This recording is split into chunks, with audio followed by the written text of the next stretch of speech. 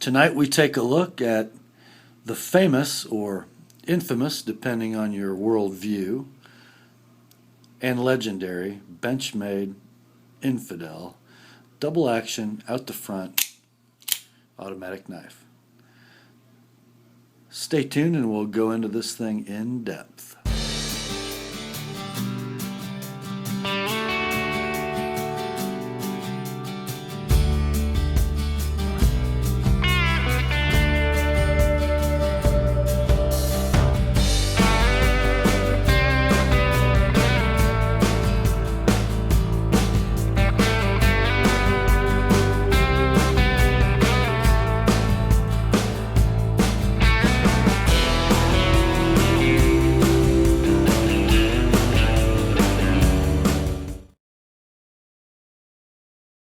Hi gang, Rob here. It is 6 August 2013, and tonight we've finally come to the bottom of the box, so to speak, of the knives my buddy Danny sent me for sharpening and overview and general impressions. And I sort of saved, I think, the best for last in this particular shipment.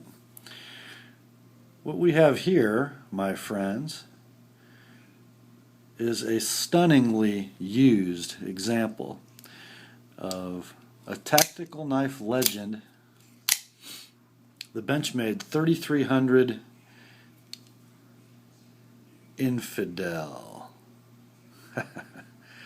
Yeah, it wears its model name designation proudly. Let me kind of give you a little background on this knife and a little sort of first-hand history. You know, back in the early 90s, when the nation of Iraq, led by its psychotic dictator Saddam Hussein, invaded Kuwait, the War on Terror became front-page news and part of everyday life in the free world. And that war has worn on over the years ensuing.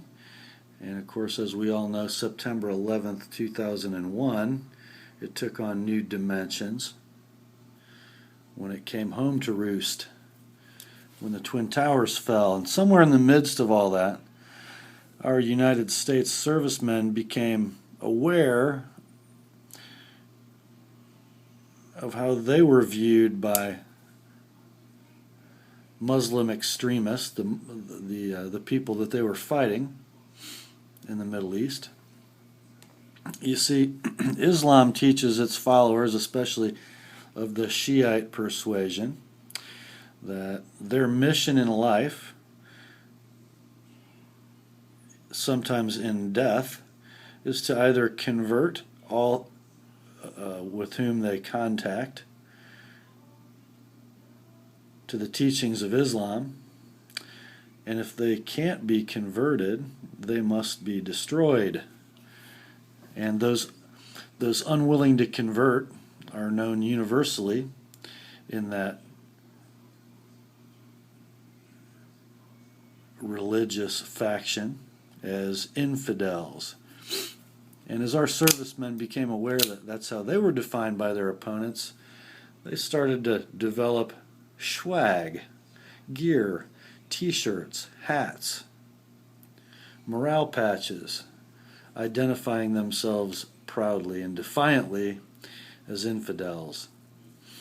And Benchmade Knife Company, who is, for those of you who don't know, a company who works very closely with our armed forces, specifically special operations arms of our military. They really use the military and Rangers, Navy SEALs, Green Berets as sort of a test bed for their knives. Benchmade is proud to supply our servicemen with tools that work for their various needs, and servicemen in those special ops divisions basically receive Benchmade knives for free, and then they're encouraged to give feedback to help Benchmade with their development of production knives and how to make knives better for our armed forces. The Infidel received a lot of input from American servicemen. This particular model is the full-size 3300, which means it has a double-edged dagger blade, 3.91 inches in length with a handle length of 5 inches, overall length of 8.91, handle thickness of 0.59 inches, and a weight of 4.9 ounces. It is, as I said, a double action out the front automatic knife, actuated by a thumb switch. The knife is fully ambidextrous because the actuating button is opposite the clip and the handle is completely symmetrical, and the blade is double-edged. So it acts exactly the same way in either a right or a left hand. The only difference is in your left hand the logos are upside down.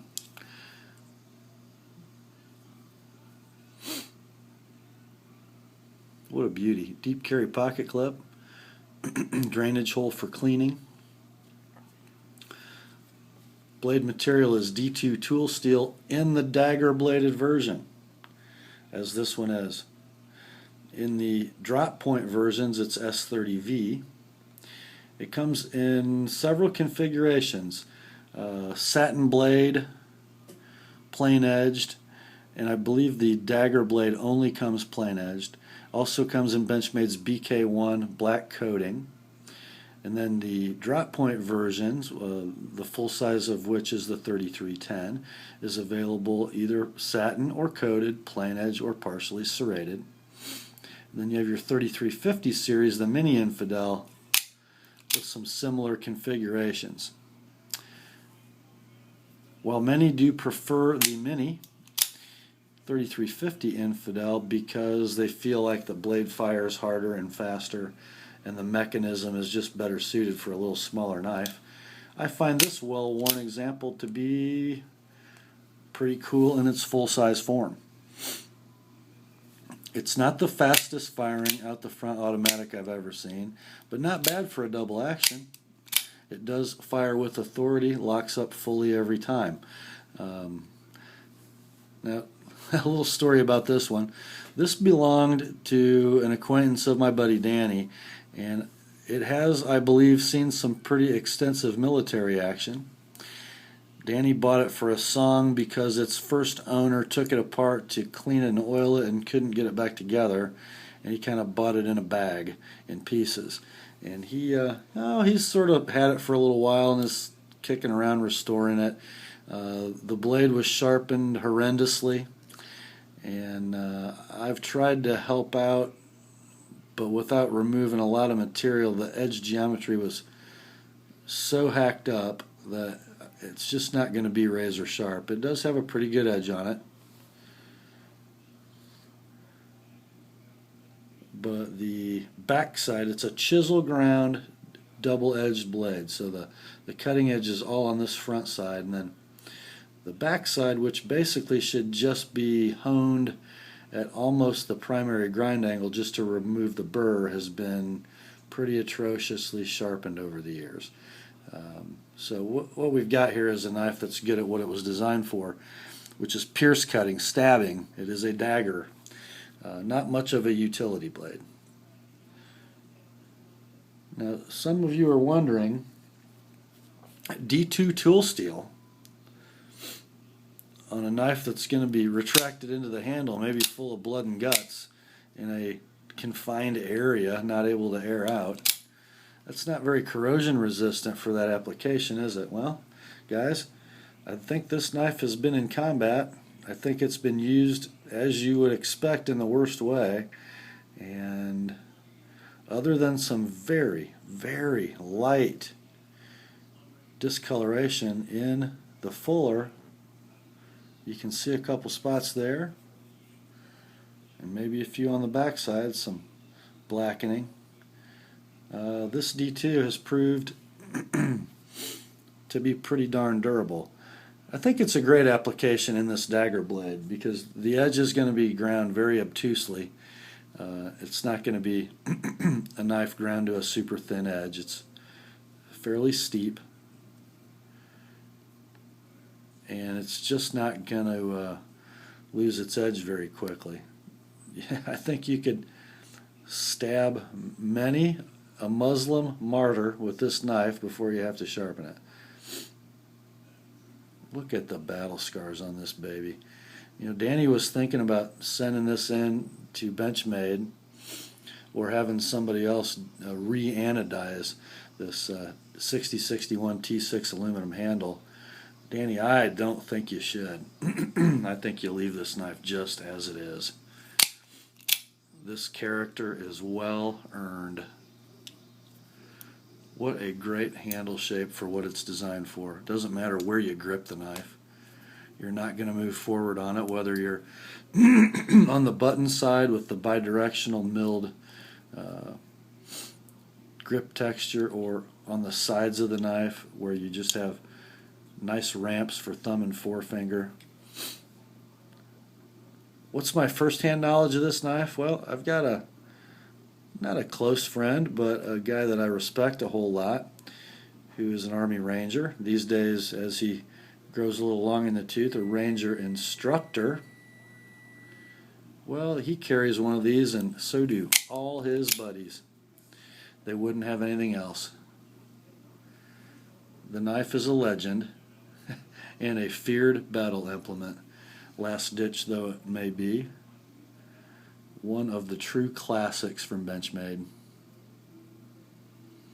and deservedly so.